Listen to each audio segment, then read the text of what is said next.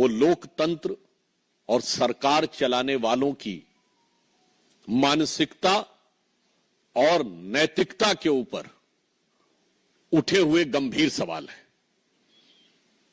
हम सब ये जानते हैं कि इस घटना को किस प्रकार से 5 प्रकारों से नष्ट करने का या पार्श्व में डालने का प्रयास किया गया। पहला विषय घटना, फिर घटना का संवेदनहीन बचाव, उसके बाद जिस निर्ममता के साथ सबूतों का नष्ट होना, उसके बाद उपद्रवियों के द्वारा वहां आतंक, और उसके बाद बयान की धमकी। और आज एक बात और स्पष्ट हो गई कि तृणमूल कांग्रेस की सरकार तो पूरी निर्लज्जता के साथ अपराधियों को संरक्षण और पोषण देने में तो लगी हुई है, परंतु इंडी गठबंधन का किरदार भी साफ हो गया। मैं देश की जनता के सामने यह बात रखना चाहता हूं कि आज तृणमूल कांग्रेस सरकार का वकील कौन है? श्री कपिल सिब्बल वकील हैं पश्चिम बंगाल सरकार के, सांसद हैं उत्तर प्रदेश की समाजवादी पार्टी के समर्थन से, और पूर्व मंत्री हैं कांग्रेस सरकार के।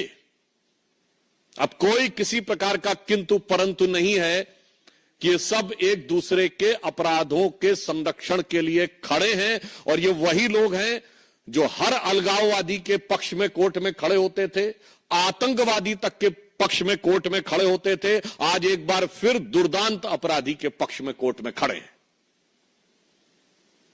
तो मुझे नहीं लगता है कि अब इस पे बचाव की कोई गुंजाइश ममता बनर्जी जी के पास तो है ही नहीं, ना अखिलेश यादव जी से भी मैं सवाल पूछता हूं, और राहुल गांधी जी और सोनिया गांधी जी से भी। क्यों? आप ही के वो वकील हैं ना, तो आज जाके उसका बचाव कर रहे हैं। इससे बहुत साफ है कि इनके मन में किस प्रकार की संवेदनहीनता है। दूसरा पक्ष, सबूतों को नष्ट करने के बहुत गंभीर विषय आए। न्यायालय ने इस विषय के ऊपर बहुत सारे सवाल खड़े किए हैं, परंतु 2 विषय आज न्यायालय ने जिस प्रकार केंद्रीय सुरक्षा बलों को उस कॉलेज की सुरक्षा देने का निर्णय लिया है, इससे बहुत साफ हो जाता है कि पश्चिम बंगाल की सरकार और कोलकाता पुलिस की जो नैतिक आधार था वो स्वतः ध्वस्त हो गया। दूसरा जो एक नया पक्ष प्रकाश में आया है कि पीड़िता अपनी डायरी लिखती थी और वो अपने पिताजी से उसको साझा करती थी, और उसके बहुत से पन्ने और उस दिन के पन्ने गायब हैं। सबूतों की तो ऐसी श्रृंखला है कि उस विषय के ऊपर क्या बोला जाए ये कहने में, आपने देखा कि प्रिंसिपल का ट्रांसफर हो, उसको दूसरे का कॉलेज में बहाली हो, 40 से अधिक डॉक्टरों का आनन फानन में ट्रांसफर, पीड़िता के शव को सौंपने के कई घंटे बाद एफआईआर, समय से पहले उसे जला देना, डायरेक्टर से पूछताछ न करना, और उससे अधिक गंभीर बात, जो प्रश्न पूछ रहा है उसके ऊपर कार्रवाई हो रही है। मैं एक नैतिक सवाल भी पूछना चाहता हूं कि सोशल मीडिया या वक्तव्य में यदि कोई भी व्यक्ति बयान दे देगा, सर्वोच्च न्यायालय ने इसका भी संज्ञान लिया है, तो जिस प्रकार से कार्रवाई आवश्यकता थी कि कठोर कार्रवाई यह सरकार करती उन लोगों के विरुद्ध जिन्होंने यह कार्य किया था, उल्टे कार्रवाई उन पर हो रही है जो कि इंसाफ की मांग उठा रहे हैं। चाहे 23 वर्षीय पॉलिटेक्निक की छात्रा सागनिका लाहा ने इस घटना को लेकर सरकार पर हमला किया तो उसको गिरफ्तार करने की कार्रवाई कर दी गई।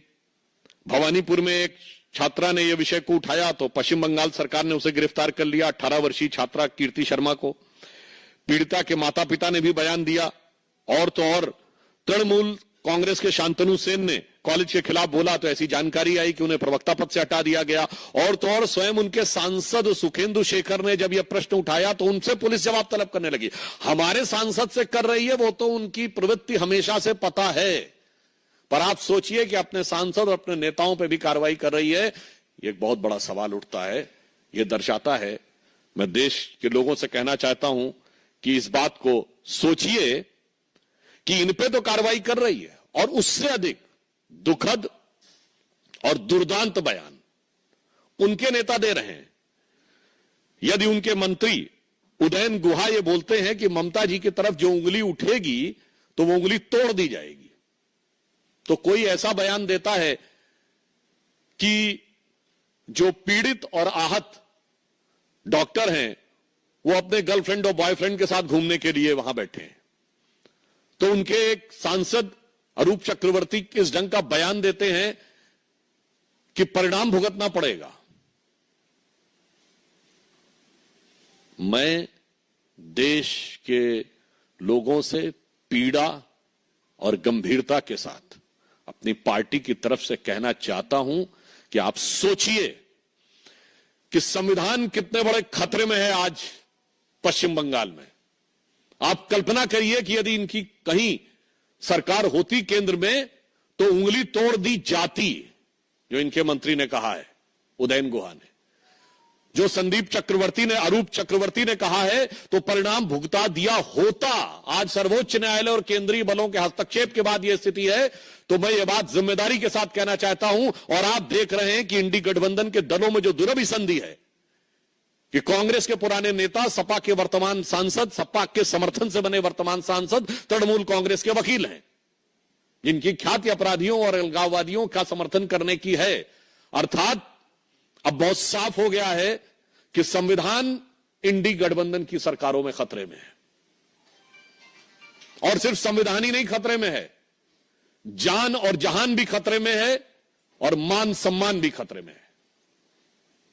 परंतु हम यह आश्वस्त करना चाहते हैं कि केंद्र सरकार कोई कोर कसर उठाकर नहीं रखेगी कि पीड़ित परिवार को न्याय सुनिश्चित हो सके।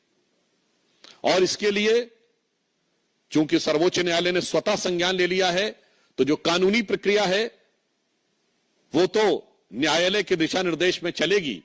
उसमें जो भी सक्रिय, सकारात्मक और त्वरित सहयोग, means assertive, active and fast contribution which will be required on the part of the government, they will provide.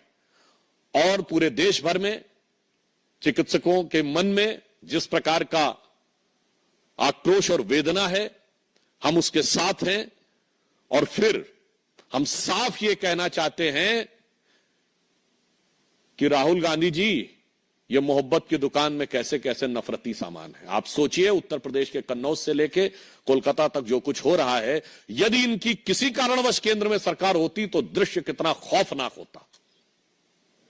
तो मैं उन लोगों से के प्रति संवेदना व्यक्त करते हुए पीड़ित परिवारों की तरफ से कहना चाहूंगा, ममता बनर्जी जी की सरकार को, जिसने निर्ममता की समस्त सीमाएं पार कर दी हैं, कि फिर उन निराश नयनों को जिनके आंसू सूखे हैं,